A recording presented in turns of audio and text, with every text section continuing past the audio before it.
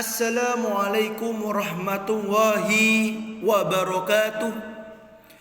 Ahi dan ukhti yang soleh dan soleha, bertemu lagi bersama Ustadz Firu di kelas 4 pelajaran IPA dan SPDB di SD Kreatif Muhammadiyah Lumajang. Bagaimana kabarnya? Semoga selalu sehat dan diberikan keselamatan oleh Allah Subhanahu wa taala. Ahi dan ukhti yang soleh dan soleha, insya Allah nanti kita akan melaksanakan pembelajaran tatap muka terbatas. Jadi mohon doanya karena nanti kita akan sekolah lagi ya. Insya Allah semoga nanti kebijakan dari pemerintah bisa segera direalisasikan atau segera bisa dijalankan ya. Amin. Baik, Ayi dan Uti, sebelum itu marilah kita berdoa terlebih dahulu. Sama-sama. Bismillahirrahmanirrahim. Raditu billahi rabba wa bil islami dina wa bi muhammadin nabiyyan wa rasula. Rabbi zidni ilma warzuqni fahma. Amin ya rabbal alamin. Nah, air dan uti yang soleh dan solehah, tanaman adalah salah satu makhluk hidup yang ada di bumi. Tanaman sendiri memiliki manfaat ya bagi kehidupan bumi. Jadi tumbuhan itu kalau bagi manusia ya bisa dibuat sayur ya untuk menjaga kualitas energi makanan kita. Kemudian tumbuhan itu berfungsi sebagai membuat udara itu menjadi segar karena menghasilkan oksigen. Nah, sekarang mari kita mengenal bagian-bagian tumbuhan. Nah, sebelumnya jadi kenapa tumbuhan hijau itu bisa menghasilkan oksigen yang sangat segar? Bayangkan Ahi dan Uti yang soleh dan soleha, kita pergi ke pantai. Di situ tidak ada pohon. Setelah tidak ada pohon, maka kita akan merasakan panas yang luar biasa. Berbeda apabila kita datang ke hutan yang banyak tumbuhan hijau atau pohon. maka Ayi dan Uti yang soleh dan soleha, hal itu sangatlah sejuk gitu ya. Jadi kita harus mengenal dulu tumbuhan-tumbuhan ini bagian-bagiannya. Ayo, kira-kira apa bagian-bagian tumbuhan yang perlu kita perhatikan? Di tumbuhan itu ada apa saja sih? Yuk langsung saja. Jadi nanti manfaat tanaman ini tadi sudah dijelaskan sedikit, bahwasannya mampu menyerap karbon dioksida dan menghasilkan oksigen yang sangat diperlukan bagi makhluk hidup, manusia, hewan tentunya. Sebagai bahan makanan pokok sebagian besar makhluk hidup yang ada di bumi. Nah, sayur-sayuran ya, meskipun hewan itu mesti makan tumbuhan juga ya. Tumbuhan mampu juga menstabilkan suhu sekitar. Jadi bayangkan kalau di pantai tidak ada pohon atau tumbuhan, itu pasti merasa keringetan ya. Nah, kalau ini mudah menstabilkan suhu. Nah, di sini bagian-bagian tumbuhan. Yang pertama adalah bunga, kemudian ada buah, biji, ada daun, batang dan akar. Ya, mohon diperhatikan. Setelah itu di sini kita akan menjelaskan tentang akar. Akar itu apa sih Pak Ustadz? Nah, akar itu adalah biasanya umumnya bagian paling bawah yang ada di dalam tanah.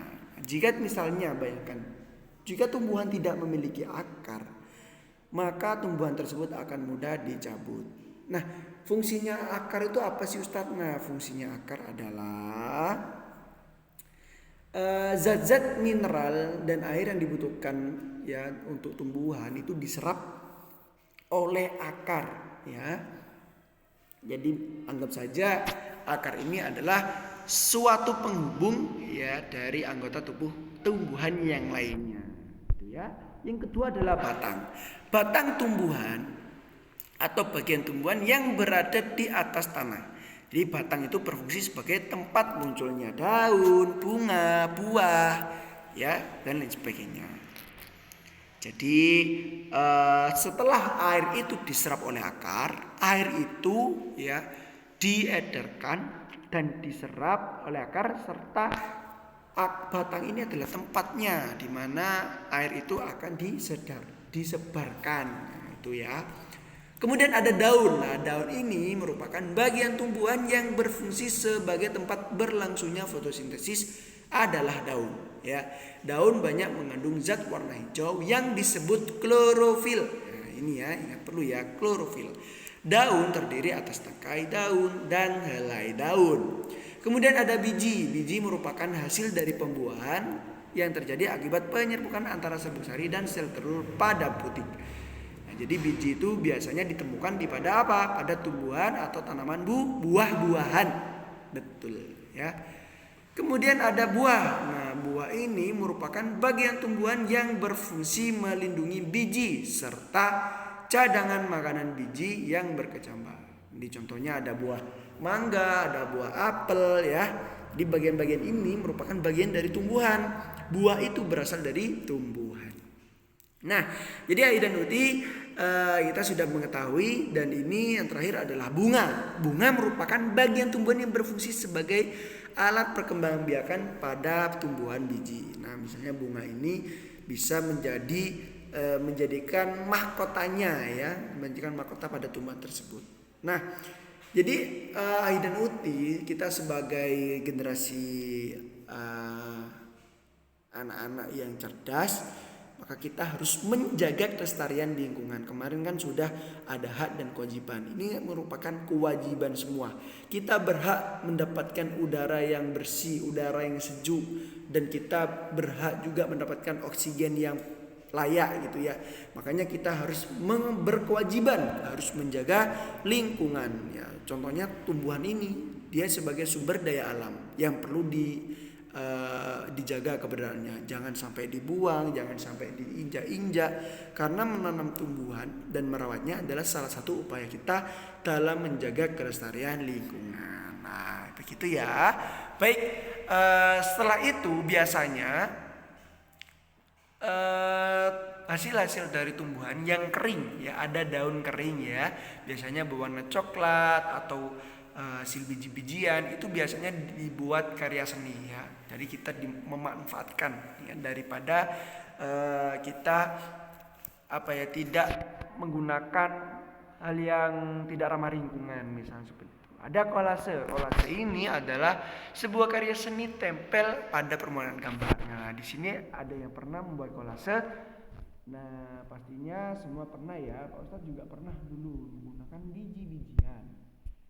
Kemudian ada beberapa bahan-bahan pembuatan kolase. Jadi misalnya daun-daun, gunting, lem, dan kertas. Cara pembuatannya seperti biasa, harus dibuat sekesa dulu, kemudian aturlah daun ya sehingga tertutup rapi menggunakan blend saat menempelnya.